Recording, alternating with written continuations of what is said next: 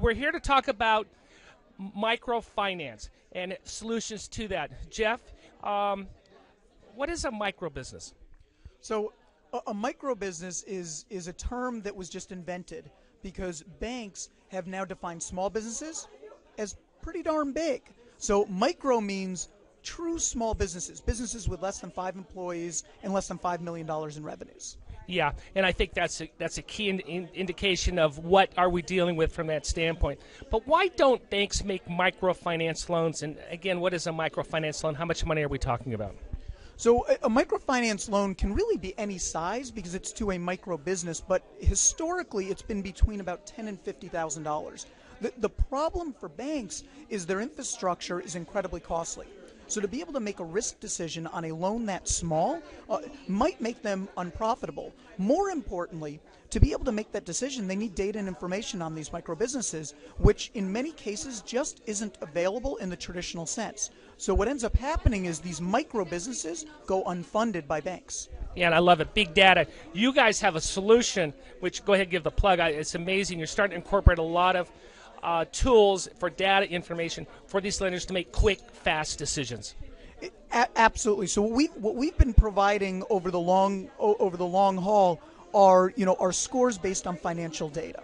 So our Paydex score, which is a DMB score, the financial stress score, other scores like that allow banks to make these decisions. When you look at most small and micro businesses, though, they don't have those scores because there isn't enough data or information.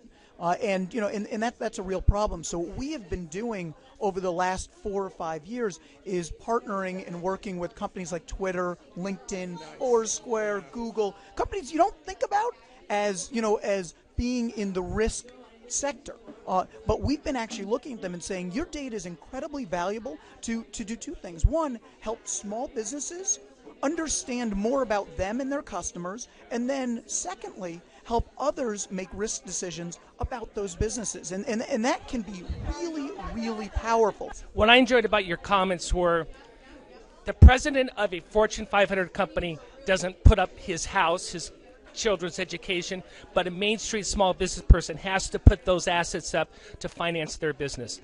How do you solve that disconnect? Well, this is a core problem because entrepreneurship is the lifeblood. It's the backbone of the American economy.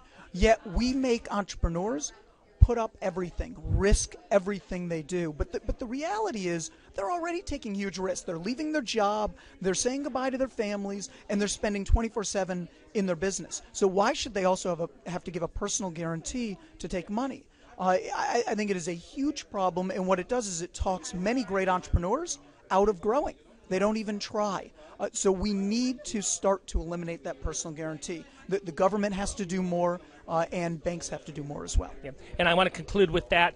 You're an advocate of government offering a backstop for Main Street. That is exactly right. I think it would be incredibly helpful, and it's one of those areas where government intervention can add value to the economy. Well, you and I are in the same boat because not only does it add value, these programs pay for themselves. But that's a whole different conversation. Jeff Stibel, founder, CEO of the Dun & Bradstreet Credibility Corporation in Malibu, California. Thank you so much.